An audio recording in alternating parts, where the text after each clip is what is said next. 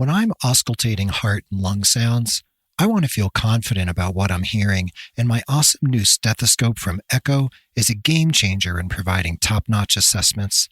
Echo combines the stethoscope you already know with enhanced audio and advanced AI to help you detect heart and lung conditions earlier and with more confidence. With Echo, you'll hear with precision even in noisy environments, detect conditions like AFib earlier with the help of Echo AI, improve diagnostic accuracy, record and share what you hear with your colleagues, and even create a PDF summary of your findings. Echo is backed by millions of heart sounds and 8 FDA clearances for devices and AI algorithms, and clinical studies show that those who use Echo are 2 times more likely to detect heart disease. I trust Echo so much that their team and I have created a special offer just for you. Right now, you can get up to $50 off, plus a free customizable chest piece cover at echohealth.com/Keith. Your purchase may be HSA and FSA eligible and may qualify for CME reimbursement. Plus, Echo guarantees you'll detect heart and lung conditions more confidently. If you don't, return it for a full refund. Go to echohealth.com/Keith for up to $50 off plus a free chest piece cover. That's ekohealth.com/Keith. We don't need to know anyone's trauma story. We need to show up with our nervous system insulated from the impact of these high trauma exposures that aren't going away, stay regulated in our own nervous system, and as we encounter the archetype, because the archetype manifestation is dysregulation, is what it is at its core tenet. And so below the level of consciousness, if we all have that people that we've worked with on our unit or our team, like no matter what happens, they're just fine. I call them my Buddha incarnates. Like, how is it that everything is on fire and you're just like grounded and centered? And how do we locate and make sense of the connections between nurse traumatization, trauma archetypes, and the path to healing? How are these topics showing up in the lived experience of nurses? And how can nurses move into a place of agency and personal power? Let's talk all about it with healer, author, nurse scientist, and integrative nursing professor, Dr. Lorre Laws, right here on episode 530 of The Nurse Keith Show.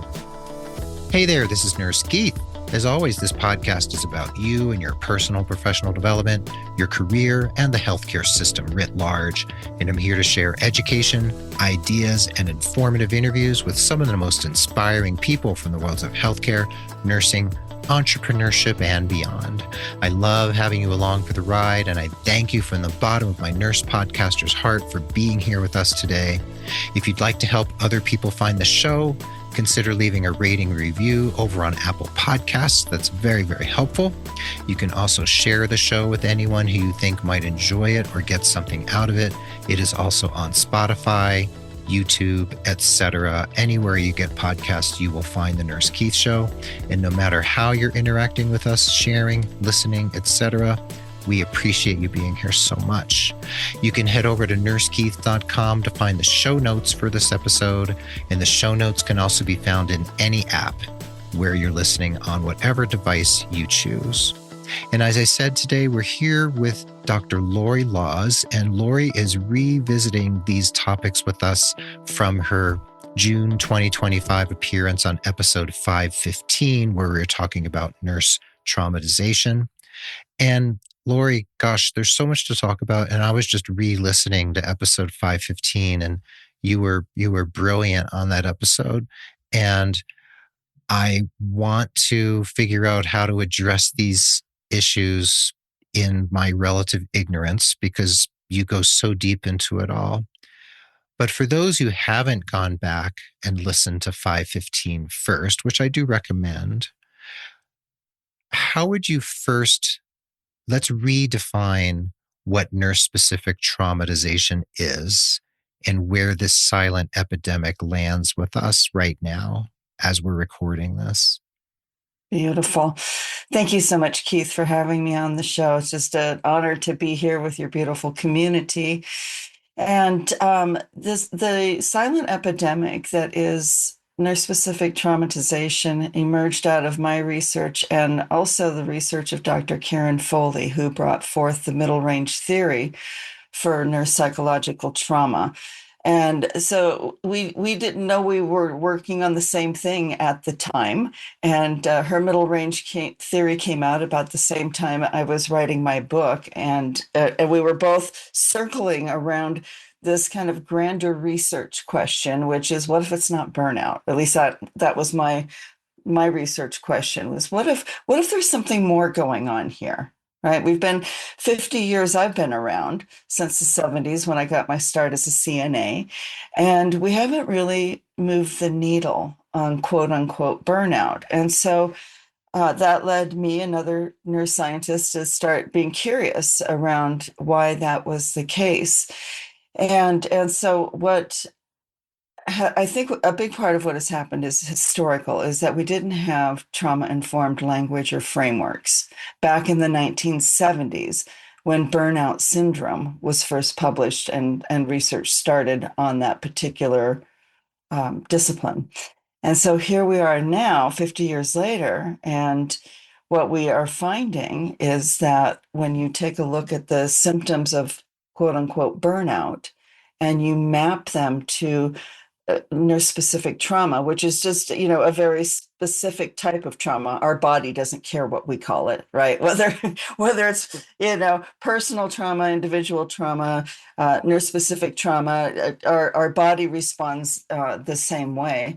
And so what kind of the key findings of my work is that 76% of these burnout symptoms map to trauma. And so a whole different healing approach is needed. So my work is grounded in polyvagal theory and cell danger response theory. And so we really take a look at what's going on in the midbrain and the vagus nerve and the autonomic nervous system, and also make the connections to cellular health at the level of the mitochondria, who actually, those subcellular organelles actually get injured as a result of all sorts of trauma, psychological trauma, nurse-specific trauma notwithstanding. And so it really is a paradigm shifter in that nurses who are feeling stuck or trapped or hopeless or utterly exhausted, we know how to take care of ourselves. There is not a self-care knowledge deficit here. We are among the most resilient health professionals out there. This isn't a resilience challenge. What it is that the allostatic load of avoidable nurse-specific trauma exposures has exceeded the organism, if you want to kind of get scientific, the nurse's ability to continue to practice in those conditions. Because unlike combat war veterans who see a lot of trauma, they're rotated in and out on tours. We just, we work 52 weeks a year, if we can get our PTO. So we don't have the resources and supports to process and integrate the trauma exposures, which actually do rival those of military combat personnel. Mm-hmm. And so, those professions have resources and supports. They may not be perfect, but they're in place. And certainly law enforcement and first responders, traditionally male-dominated professions, seem to have done a little bit better job of managing and, addressing the trauma exposure and the traumatization that happens in the line of duty. And we do not find that in healthcare at large, and then in nursing specifically. So Right. that's kind of to set the stage. And so that is why our nurses who are doing all the self-care things, who are doing all the right things, in terms of what the burnout literature says, are not responding. Mm-hmm. And, they're kind of stuck in this Mobius loop of hope and despair. It's like, I did all the self-care things on my days off. I'm doing everything right. Eating, sleeping, hydrating, exercising, healthy relationships. I'm doing all of the things. Why am I, struggling so? And chances are your mitochondria are injured. And chances are your nervous system is stuck in some form of fight or flight or freeze. And you can't light a candle and bubble bath your way out of that. We have to take a whole different approach. Right, which is what so many organizations and facilities seem to do, which you intimated in our other episode, that's basically gaslighting nurses with this kind of toxic positivity of that, you can bubble bath and light candles and get out of this space you're in. And what I got from our last conversation is that it's sort of like organizationally, they're abdicating responsibility. The facilities are, and those who employ us, they're abdicating responsibility, putting it all on the nurse. You're a hero, and all this. You talked a little bit about the hero narrative, and if I hear one more person refer to nurses as heroes, I'm going to scream. Um, Same. Absolutely makes me, at this juncture in time since the pandemic, makes me absolutely livid. But anyway, that's a whole nother conversation. But you know, you talk about the burnout myth and what you see actually happening in nurses' bodies and nurses' lives, and where this burnout label and narrative completely misses the point, right? Yeah. Yep. So, um, where do we go with it? Because in your work, you've seen what actually happens in the mind and body of a nurse who's in what you say is like survival mode. So how does that show up? Like, how is that manifesting for nurses, even though those listening probably already know and they don't need us to tell them? But what have you seen in Well, your research? yeah, and it's interesting because I've worked with thousands of nurses now, and so many of them are, we're still being told it's burnout. And so with the nurses being heroes, I cringe every time I hear the word burnout, Mm-hmm. because it's inaccurate and it's a gaslighting narrative. And so I think the first step, and this is certainly how my work is framed, is the first step is let's get clear on the symptoms and how they map and understand the overlap. 76% is a big number. So, for example, let's just do a quick little laundry list. I mapped all the symptoms over the evidence base for disciplines and scraped the bottom of that evidence bucket, and did this symptom cluster analysis, is what it's called. And so, for example, in the physical domain, I'm going to read you a short list of symptoms that are burnout and trauma. Right there, here's the overlap. All right, so fatigue, exhaustion, sleep disturbance, headaches, migraines, muscle weakness, exercise intolerance, GI distress, nausea, appetite changes, and neurosensitivities, including POTS. Now, where they differ is POTS. that Hold on all one second. POTS, POTS, yeah. which Uh, is oh gosh, let's see. Don't quote me on this, but I'm going to go. You know how the acronym becomes your life? mhm. I think it's postural orthostatic tachycardia. Oh, okay. Got it. Okay. So it's an autonomic nervous Yeah. system kind of wobbliness, if Okay. I you didn't mean will. to interrupt, but I wanted to make sure we defined it. Yeah. Okay. No, Go ahead. that's good. It's like, okay, am I back in front of my boards? But yeah, no, we're Yeah, go good. ahead. We're good. Okay. Okay. And then the physical symptoms that are unique to trauma are the ones that we traditionally associate with PTSD, which would be the hypervigilance, the startle response, and a resistance in our immune system. But that if you look at this whole laundry list, and we can go through the cognitive and emotional and existential domains if there's time, but just in this one domain for now, we can see that if a nurse is experiencing bone weary exhaustion, is having difficulty sleeping, struggling with being able to even have the energy to exercise the activities that they enjoy, going for a walk, going for a hike on the weekend with their loved ones, whatever those activities might be, and they are having some GI disturbances. Well, it would be so very easy to say you're burned out. You need to do better self-care, says the system. Hmm. And so that's where I got very curious in my research, was like what, but I'm working with at the time, and this was before the pandemic. So I've been working with nurses before, during, and after. And so what I found was that they were refractory to all the things in the evidence base. They were already doing them. We were doing them together. I was coaching with them, and nobody was really. We weren't moving the needle, and that was reflected in the macrocosm. The profession hasn't moved the needle on nurse burnout in the half century that I've been around. And so that's when we started, when I started mapping these symptoms across all of our health and wellness domains.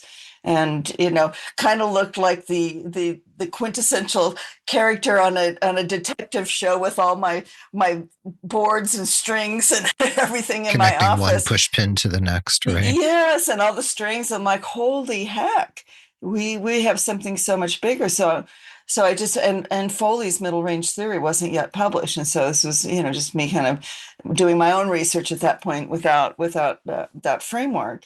And I was like, well, what if kind of like my dad, if it looks like a duck, it walks like a duck, and it quacks like a duck, maybe it's a duck, right? Dad jokes. Mm-hmm. And so I was like, well, let me take a dad joke approach to this. And let's just see if we start healing and addressing the trauma. Because what the way that trauma works, it's a circumstance, a situation, or event that exceeds our capacity to fully process and integrate at the time that that occurs, likely due to the fact that we don't have the people that we need. Not to say we don't have people who don't love us, but the people that we need who are equipped to help us process and integrate that trauma. And so, whatever didn't get processed and integrated, and if you think about any nurse's practice after you've been through a very distressing clinical scenario, that you got to get back into the Pyxis and do your med pass. I mean, Mm-hmm. there's no, or the code lavender, which is a well-intended attempt, but 30 seconds isn't going to get the job done. 3 minutes isn't going to get the job done. And so what we started doing is really partnering with the innate wisdom of the what Porges calls the threat detector in the midbrain, which is sort of our 24/7 surveillance system that is always looking for external and internal um, cues to ensure that we're safe, and how the vagus nerve fires, and then how that affects the autonomic nervous system, which we all know as nurses. And then in my work, connecting that to cell danger response and go, well, what's happening in the cells? You know, my background is in biology, so that's I got out all my geek flags and started looking in those ways. And so when we started doing somatic work and understanding how our body was responding, not only to the acute trauma exposures that we see every day, but those that lie within us that are embodied. So those, it's called unintegrated trauma, and in my work I call it unhealed bits of wisdom, because they lie dormant, the trauma that we embody, until conditions are favorable for healing. So what if we create conditions that are favorable for nurse healing? What if we did that? And what if we take an approach that we are helping to liberate the embodied trauma as it becomes, as the nurse feels safe and supported and understands? But it starts with an assessment, a symptom assessment, like anything else we do in nursing. So I developed a free nurse assessment tool. It's available on my website. We can talk about that later, but it's free. I send reports, and we have free classes, and all sorts of education that to kind of bridge this gap from the burnout myth into the reality of the root cause, which So does is this, this trauma. right? And does this have to do with what you talk about of like learning the language of your nervous system and Yes. then rewiring it? Um, Yes. so let's talk for a moment about trauma archetypes, because you say they kind of run the show on nursing teams.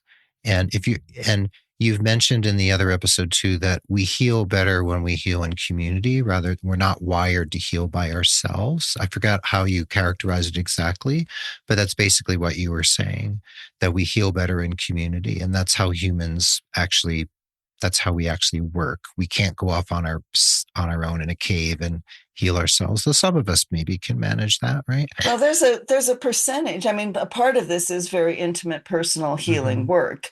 Mm-hmm. But the mainstream narrative would say, here's a website with resources, nurses, go fix yourself. Right. Go go Go do go these heal things. yourself. Right. Right. And that's, relational neuroscience tells us it's mission critical that we heal in Right. communities. And so that's why I have these. You can come into my communities and use an avatar and a pseudonym, because most nurses do not feel safe to use the um, work provided resources, or even the EAP, the employee assistance Mm-hmm. programs, because of the longstanding stigma Right. that has been associated with healing in these Yeah. ways. And so they have to feel safe enough to even come into a community. So that's Right. why it's nonprofit. You can come in anonymous. We are here to do the work together in Right. whatever way, works for what you need, kind of approach. Right. So if we can heal in community, we also get traumatized in community. And Yes. what are these archetypes? How do they manifest on a Yeah, so I team? identified 10 archetypes, and they're kind of framed in, and I don't want to go into all of Right. polyvagal theory, but it Right. has to do the way that these archetypes are. What they really are is they are behavioral adaptations to how each of us um, embody the traumas that we've endured, and how we have adapted to those trauma exposures in our behaviors that kept us safe. So there's kind of three, on the spectrum. If we think of the archetypes, the trauma archetypes on the spectrum, we run from like sympathetic overdrive, right? Like super, super sympathetic. And on the other end of the spectrum would be the dorsal vagal, which is kind of the freeze, the shutdown. It's like your mitochondria, your body is in, if you were a cell phone, it'd be in 5% red, and everything is getting shut down except essential functions. And so when I was working with the nurses, and also it became not only working with individual nurses, but nurses in their teams and units, because when one nurse starts to thrive again and is no longer affected in the same way by the work conditions, which are likely going to get worse before they get better. I mean, I think everybody's in agreement that, this isn't going to improve anytime soon. So I'm not trying to fix the problem. I'm trying to fix how we respond to the problem so that we can be safe and healthy in every part of our world. And so what these are archetypes that I identified on the very high sympathetic, because what happens is we come out of ventral vagal tone, which is where we're relaxed, connected, open, curious, heart-centered, grounded, all of those things, where we're supposed to practice from.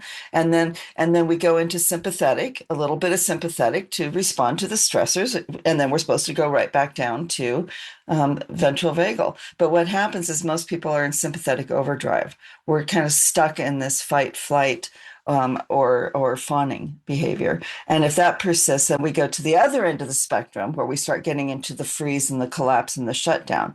So on the sympathetic overdrive, we have the volcano, which would be this would be a person whose embodied trauma is pretty. They might be rageful. They erupt Mm, a lot. yeah. They might be verbally um, assertive to Mm-hmm. aggressive, right? We all know that. Yeah. And I want to just drop a quick disclosure on these archetypes and learning how to recognize them. First of all, look to see which archetypes you tend to embody, and you can do more than one. It's not a one and done. We're complex people, but we look at this through the lens. If that person has this archetype, it is reflecting their trauma story that I do Mm-hmm. not need to know, but I am holding complete compassion for, Mm-hmm. because they, like me, have been severely affected Right. by what has happened. And so this isn't a namey, judgy, labely thing. No, This I is get it. Yeah. compassionate. Yeah, but And we just all for know everybody out there. that volcano like person on our team, right? Right. And And what's then on the there's other end of the spectrum? Yeah, so on this high sympathetic, it's the volcano, there's the warrior who's always Hmm. going to like charge into battle, and then Hmm. there's the unworthy overworker, Hmm. which is sometimes people don't recognize that, Hmm. that's a flight response. It's just like I need to be perfect, I need to overwork. I just, I won't take a break, I I won't won't eat, I won't pee. hydrate. Yeah. You're right. I won't do any of the things. And yes, I'll come in on my days off and we've all, seen that. And then sort of on the other end of the spectrum, now there's four in the middle. We can name those in a moment, but it's helpful to know the endpoint. So that the unworthy overworker, the warrior, and the volcano, super sympathetic, Hmm. super stuck and sympathetic. Over Hmm. here in dorsal vagal, where it gets a little freezy, a little brain foggy, a little lethargic, a little like bone weary exhaustion, the three most common archetypes are the ostrich, and this is the person that is literally they cannot, like they're Hmm. putting their head in the sand. This is presenteeism.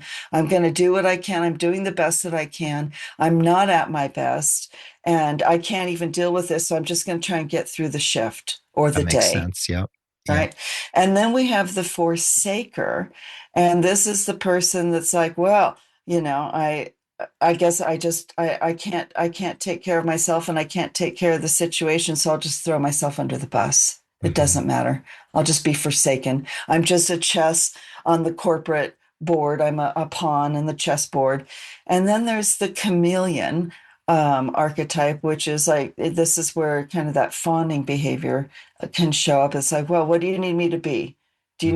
Do you need me to be a change agent? Do you need me to be to charge? Do you need me to float to another unit? Do you need me to teach another class that I have no expertise in? Do you need me to join a research team that I have no Hmm. background or knowledge in? And so so these are like survival based adaptations. And then in the middle, where there's all the hybrids, we have the controller, and this is the micromanager. We have the projector who's going to make it everybody else's fault, right? Hmm. We have the distractor, the person who's on their phone and who's kind of checked out. Right. And then we have the defer, and that's, the procrastination of, I'm doing just the bare minimum to get by. And there's no judgment in any of these, but this is how each and every one of us can embody many of these archetypes depending on the context. And so recognizing, ooh, that's pretty sympathetic. I'm seeing this archetype. It's kind of a shortcut, so you don't have to do a whole full assessment every time. And so you recognize these first in yourself because it's always easier. We are the experts of our own story. And then you start seeing them in others, and you can. This is where the magic is. And it's so simple, Keith. It is so simple. What happens is that if each of us knows the language of our nervous system and how to navigate it, which I have over 100 practices that kind of guide that, and then it becomes embodied. So you don't need to do specific practices anymore. But like anything, we got to build that bridge and we got to, partner with the wisdom of our nervous system. And then what happens, and this happens without exception, with every nurse I have worked with, that as they become more regulated in their nervous system, as they get more adept in recognizing the trauma responses in others, compassionately so, they can stay regulated in their window of tolerance. And that's the only thing that is needed because the archetype that we are, whether it's our patient, whether it's our colleague, whether it's a family member, whatever trauma behavioral archetype is appearing, that person also has an autonomic nervous system. And it, below the level of our consciousness, is going to start co-regulating because that's how we have survived is through co-regulation and co-healing. And this is the community piece. So we don't need to fix anyone. We don't need to know anyone's trauma story.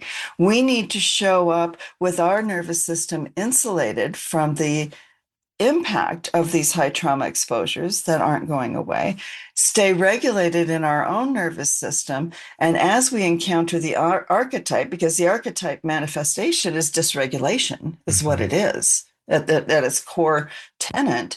And so below the level of consciousness, if we all have that people that we've worked with on our unit or our team, like no matter what happens, they're just fine. I call them my Buddha incarnates. Hmm. Like how is it that everything is on fire and you're just like grounded and centered and There's almost always somebody like that. And yeah, yeah, yeah, and you kind of, I can see how you might want to emulate someone like that, figure out how do they do right, that. And when right. we come back from the break, what I'd like to talk about, since in the last episode we really defined nurse specific traumatization, and people can go back and listen to a lot of what you said on that episode about mitochondrial stress, et cetera, et cetera. They can go back and hear all that. So we're not going to revisit all of that. But you've now set the stage in a sense for talking about what can we actually do to move nurses in this direction. And it's not the bubble baths and lighting candles. It's there's a lot more to this that's science based that you work with in your work. So when we come back from the break, I want to dig into what we can actually do and the steps we can take towards that direction of healing. So hang in there with us, and we'll be right back with Dr. Lorre Laws on the second half of episode 530 of The Nurse Keith Show.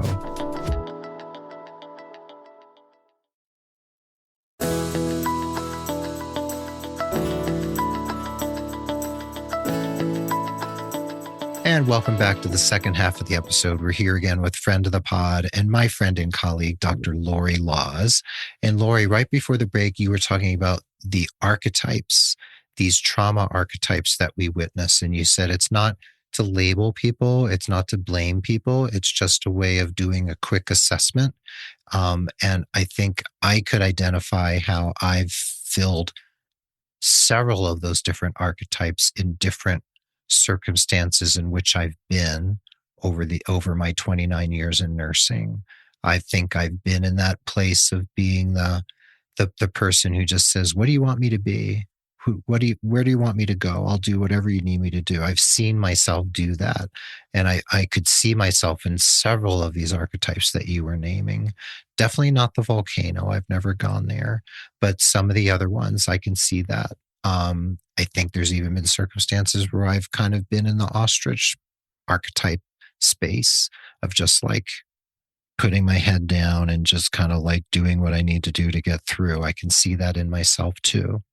So if we're honest with ourselves, I think we can probably identify with many of them. And we kind of, I know they're not fixed. We can move through these spaces depending on circumstance and who we're working with, et cetera. But what I wanted to ask you is, you were saying about doing an assessment, right? Because the nursing process starts with assessment, et cetera, Right. et cetera. We've heard that said a million times. But so if we want to move beyond the normal, everyday garden variety conversation about burnout and compassion fatigue, et cetera, that we're also tired of hearing, what's the first step I can take if I think, if I had the suspicion that I have been affected by nurse specific traumatization? What do I do? Because I don't think my employer is going to help me. Yeah. um, No, your employer's not gonna they're not gonna going to help help you. And me even if they did, your midbrain probably wouldn't detect that as a safe offer of help. from the It employer requires anyway. Right. right, because your livelihood is dependent upon it, and it's like asking a firefighter to go inside a burning building to meditate. Yeah. It's not going to happen, which is why we needed to make a safe virtual place. Right. So what do I Um, do? so so you want to get familiar with the 5-step nurse trauma healing method, which is like the roadmap, the overarching roadmap. How do I get from where I am to where I need to be or where I want to be? Mm-hmm. So the first step is to really, and we're doing that by having these conversations, is expose the true root cause. We have to move past the burnout resilience narratives, Okay. right? Because that is a symptom and not root cause. All right. Okay. So nurse trauma is root cause. So we've addressed that. So you and I have already, and everyone who's listening, you've already cleared step one. Okay. Step two is to do the free nurse trauma assessment, where you can self-assess across the 5 health and wellness domains, where I have listed, not, as many as I could. I didn't want to make it a tomb. It's intended to be done in 2 minutes or so. So it's not this big, huge, laborious thing. I want to make everything as accessible as possible. And so assess for what symptoms you are experiencing, and then I send a tailored report depending upon where your nurse trauma allostatic load is concerned. I see. And it You says know, on your website on drlorrelaws.com, it says, find out your occupational trauma indicator. And you yeah, click there to do this assessment. Okay. So that's, yeah. and then what do you do with that information? Or what do we So then do with when that, we receive it? so well, it will give you some guidance as to it. First of all, the whole point of this assessment is to ground and orient oneself in the reality of nurse specific trauma and how each of us are individually being affected. Then the next step, and this is what I have, little bite-sized programs, middle-sized programs, and a year-long program, and that people can come into, and also free master classes that are online. And at the first of the year, we'll have a free online community with weekly live calls so that people can come get their questions answered and be curious and be anonymous if they want to be, and be safe. So all of this is around leading to, building to, getting to where each nurse, step 3, is to create the recovery blueprint. And that is the framework I presented in my book called the Innate Care Plan Framework. And essentially, what that does, without getting too complicated, is now that we know what our symptoms are, right? We've moved past the burnout narrative. We've assessed our symptoms. Now we need to develop a care plan for ourselves, but one that leverages our body's innate capacity for healing and partners with the innate wisdom of our autonomic nervous system and our cells. And this is where we take a hard right from all of the fork in the road about burnout and resilience. And essentially, what we do is we map those symptoms into the different trauma responses, and then later into these different archetypes. And then we align specific practices to each that can be done in 30 seconds or less while at work, in those little micro gaps of time we have, walking from here to there, or washing our hands, or, any of the things that we might be doing where we can really support our nervous system. So So to are these recap, practices? So I'm sorry for 1 go second. ahead. So are these are like little practices that can actually help reset our trauma response in the moment? Or are And we, help, yeah, we're, and so help we're, regulate our nervous system. so we're regulating in the moment?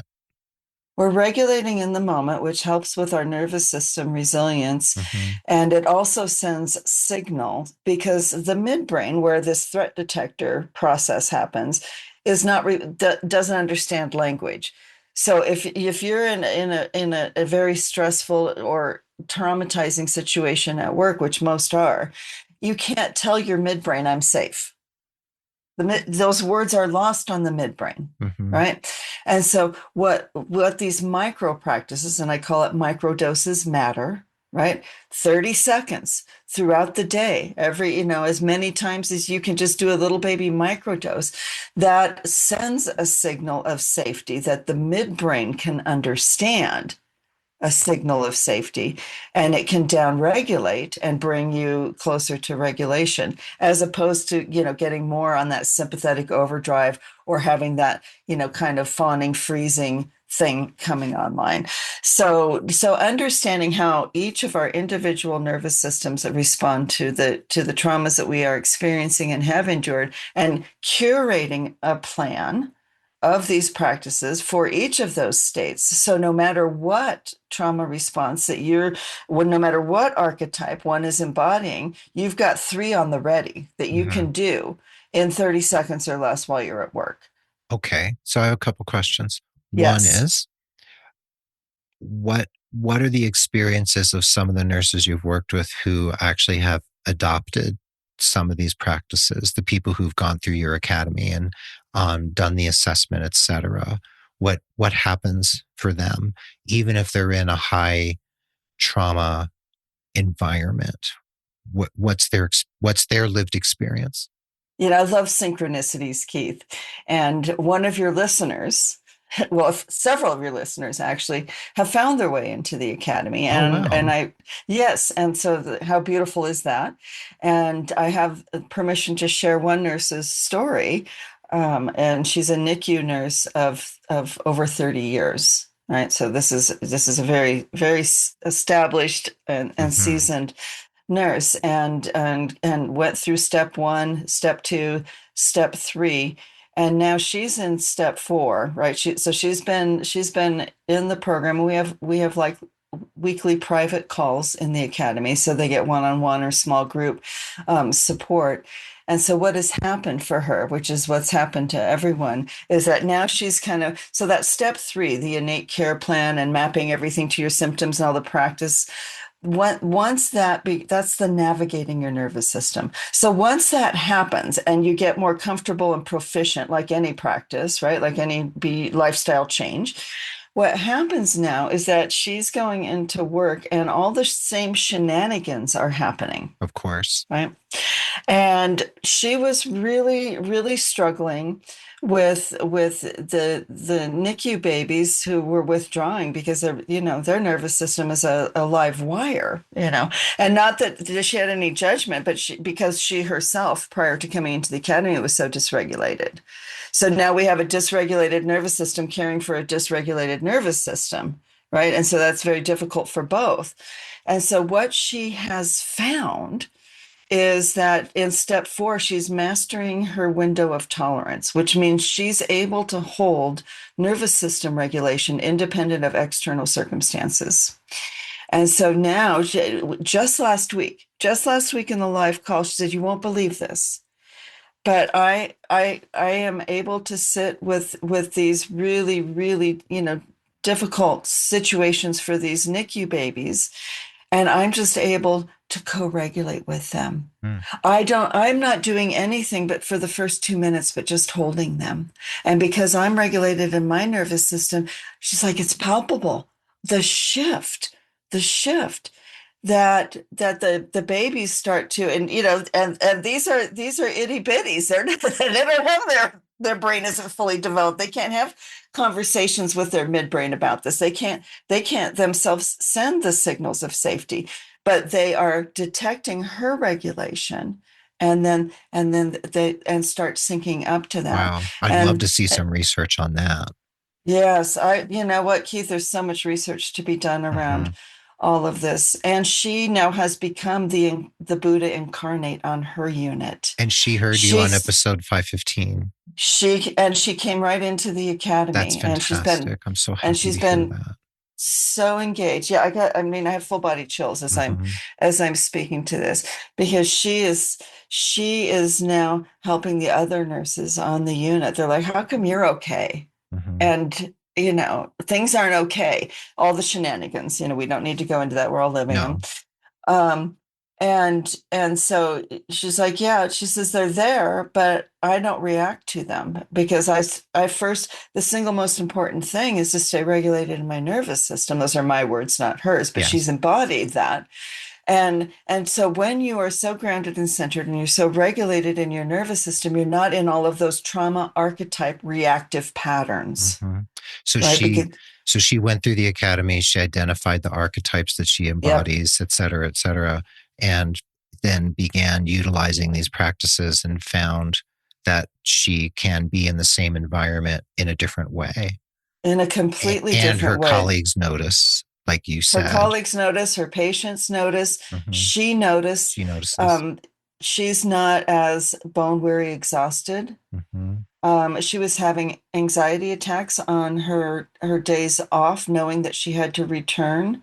I mean, mild panic attacks, Sure. even, Sure. and with that sense of impending doom and dread, that has all gone away, and she is able to. I mean, is she loving her job yet? No. Mm-hmm. Let's not put rainbows and unicorns Right. in a place.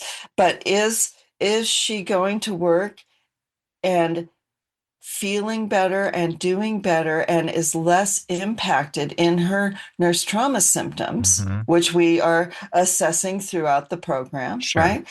Have those symptoms abated or gone away entirely? Yes. Is she staying regulated in her nervous system at work? Yes. Are her patients doing better as a result of that? And you know, who better to be curious about than a newborn? Mm-hmm. Yes. And are her colleagues and even the leadership has noticed Mm-hmm. that she is now able to be very proactive and professional in her advocacy of reporting things that maybe are not safe, or maybe some policies that are not aligned with what is happening on the unit. Mm-hmm. Before, she would not even have spoken. Mm-hmm. Her throat chakra was just locked with a Ah, padlock on it. so this is where the sense of personal agency comes in, right? Yes, And I yes, just want to say, based on our conversation in the last episode you were on, with her experiencing less oxidative stress of her mitochondria because she's not in this traumatization type of reaction at all times, this will pay dividends for her physical health 10 yes, or 20 or 30 years from now, right? In yes. terms We've of broken that chronic cycle. illness, Yep. etc., all the things that can happen when you have oxidative stress occurring in the Yeah. mitochondria. So so it's affecting her patients. It's obviously affecting her. It's having a ripple effect on her colleagues. Leadership is noticing. So that leads me to my next question. And we don't have that much more time, but I want to ask you this next question. Are any organizations, speaking of leadership, noticing her change, right? Are there any organizations out there? You don't have to name them if there are, but that are actually adopting your approach? Has anyone taken the bait and said, "Oh, okay, so how can we start working around nurse specific traumatization and move beyond this superficial conversation about burnout?" Well, that's step 5, Keith, Ah, of okay, this process. So it's okay. perfect because that's the last step, where it's Oh, now we can sustain and we can expand in these ways that you're discussing and lead. So healthcare organizations that are out there, the nonprofit has the red carpet rolled out. We are ready. We are here to partner in these ways. Nurses, individual nurses, all are welcome from all mhm, corners of the globe, and you can come in anonymously. And so this is where the big shift is happening, and that's that. This is my second year of learning how to be a nonprofit leader, right? and ah, and I see. developing all of this, because I'm retiring from my role in academia to pursue this full time, because we are getting so much momentum that I feel like this is in alignment with my personal calling, and are ways that I can serve that are independent of the systems that are traumatizing us. So, Hmm. I'm pulling my work out of those systems and putting it over here in a safe virtual space, and then willing to partner with individual nurses or healthcare organizations that are ready to, attract and retain a healthy, Hmm. safe, and thriving workforce, starting at the level of the autonomic nervous system and the Hmm. mitochondria. How much better does that get? And all tuition is tax deductible because Right. it's a 501(c)(3) nonprofit. And So, does your institute, the Halen Institute, and that's Haelan, right? Halen hey, Institute. Um, does the institute have kind of like a learning track for leaders and executives where they can learn this stuff so that they can institute it in their organizations or facilities? Is there a track for yeah. them? There is, well, the track right now, it resides because I haven't had any, I've had some interest, but Mm-hmm. no, everybody likes the idea of this, but here we are. When you go back to the C-suite, you go back to the budget, you go back to those who are less sensitive to the plight of nurse safety and professional well-being.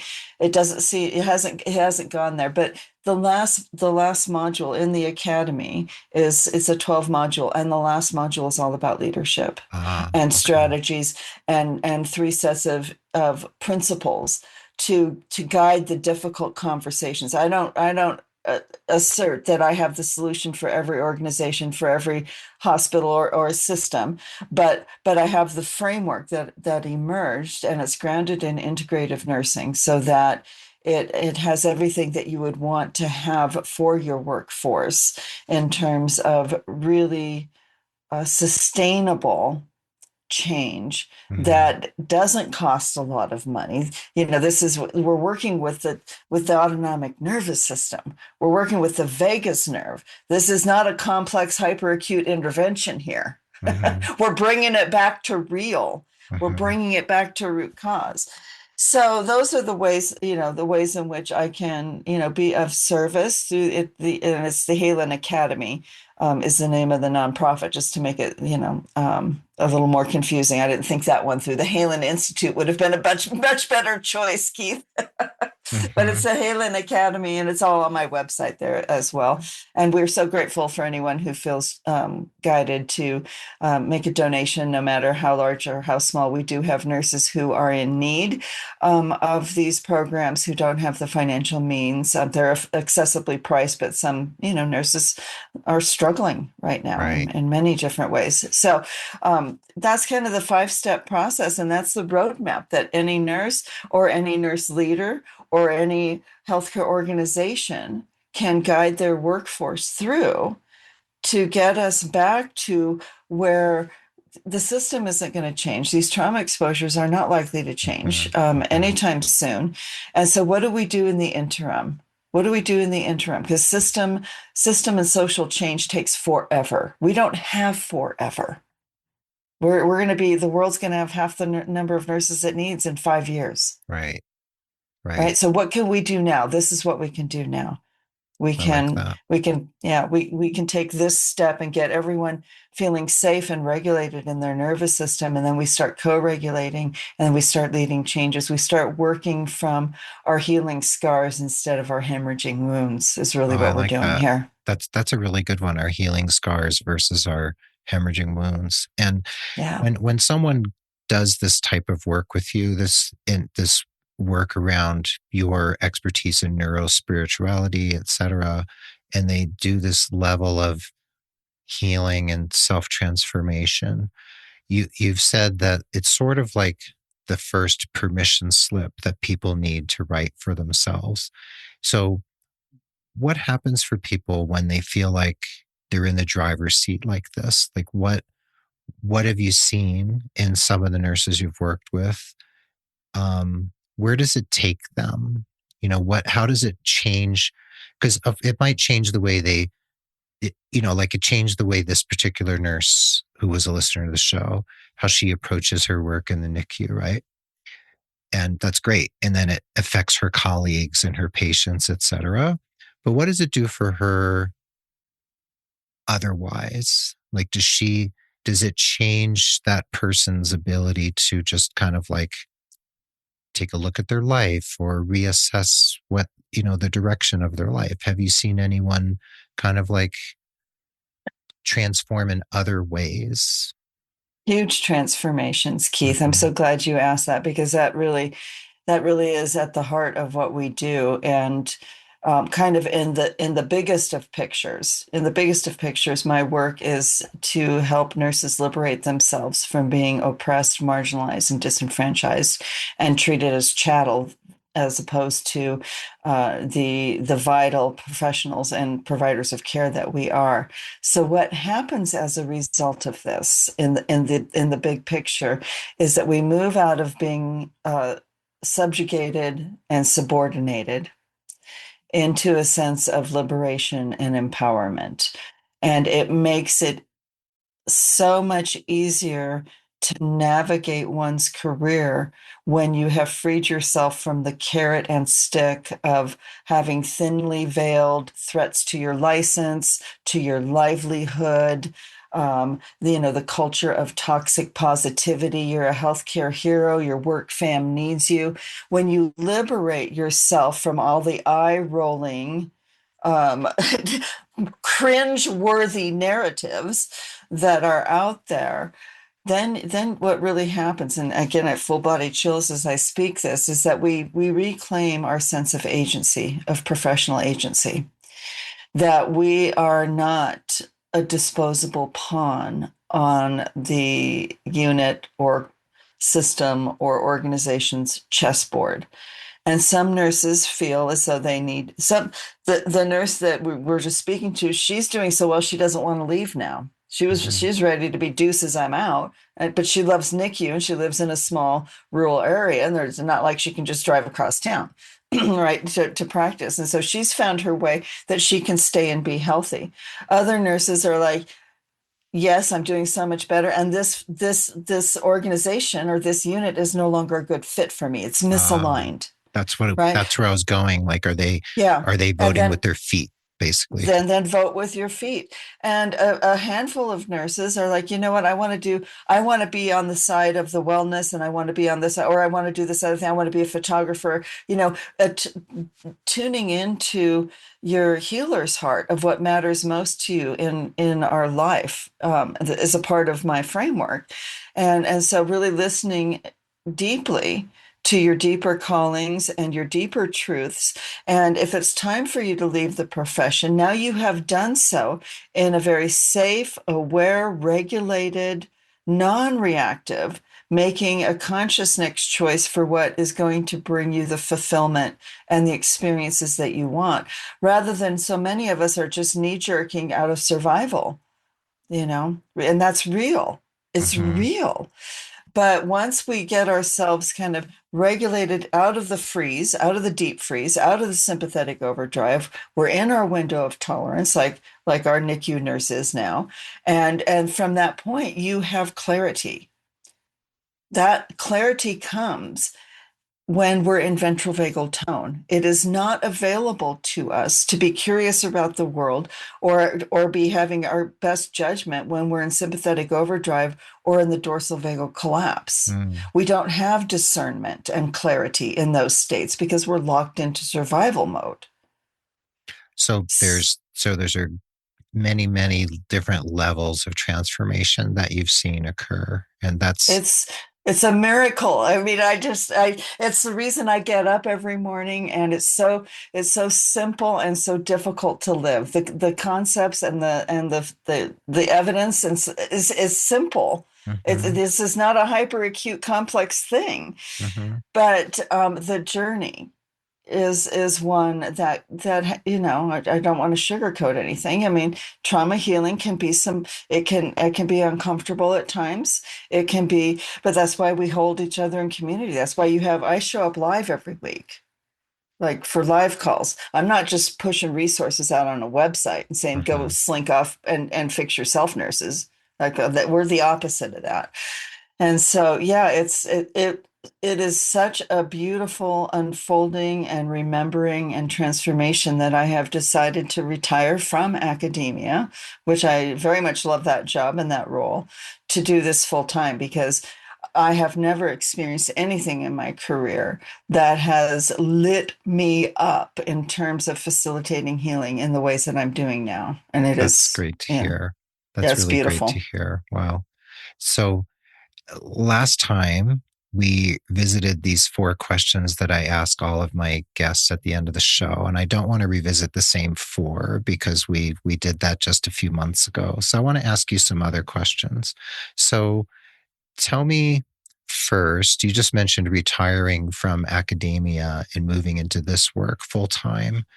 What's something else you feel like you would like to approach or learn or take on in, this you and I are both kind of in the kind of like autumn of our lives, so to speak. Like we're kind of looking at what are we doing in these last 2, 3 decades of our lives that we really want to Right. accomplish. Is there something, even like a hobby, something you feel like you would like to do that would be really fulfilling for you? Well, I have, yes, and I know exactly what that is. I Mm-hmm. have a second book that is gestating within. The first book was Nursing Our Healer's Heart, which was all the things that we've talked about.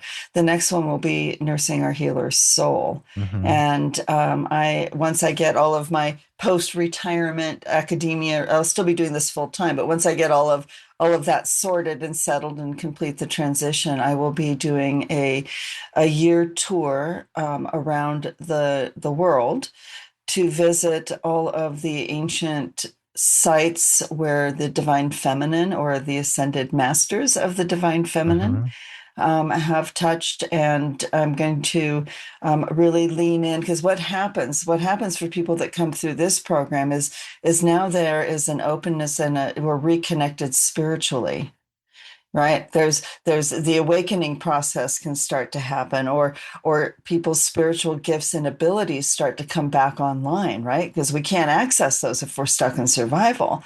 And so now people who are completing this, like I've done my trauma healing, and now I'm finding myself kind of in this expanded spiritual way of being that it has either been forgotten or was offline for a long time. And so that's kind of the arc of where this is going. It deep, much deeper into the neuro spiritual, Oh, going into the how spiritual. interesting. Wow, Yeah. you could have a great conversation with my wife Shada, who I think you know is an astrologer and a Yes. reader of the tarot and a teacher and a scholar of esoteric Mm, sciences. And when we were in yeah.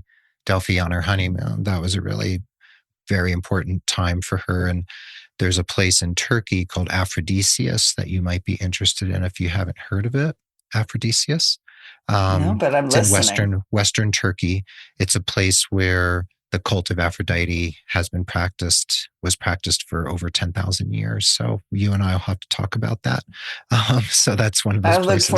I look forward to all those And conversations. it's so interesting that you mentioned travel, because one of the next questions I wanted to ask you is like, if there was one place in the world you've gone that you feel like has been transformational for you. Mm. Well, there's been a lot of places. I've been blessed to travel to a number of spiritual sites, and that's coming into the foreground right now is in Chichen Itza, the Inca culture was very, and that's where I went on my honeymoon. Mm-hmm. Actually, now that we're talking about honeymoon Honeymoons. trips, Yeah, there you go. and and also I've traveled a lot through Mexico, and there is some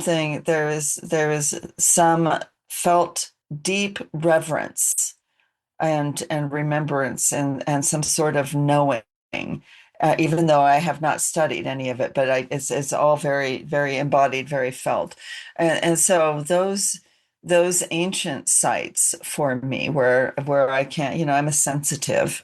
Some would say that I'm a healer or an intuitive, whatever labels we want. I just say sensitive. I'm one of those that I read energy. It's like most people see things. I see energy before I see anything.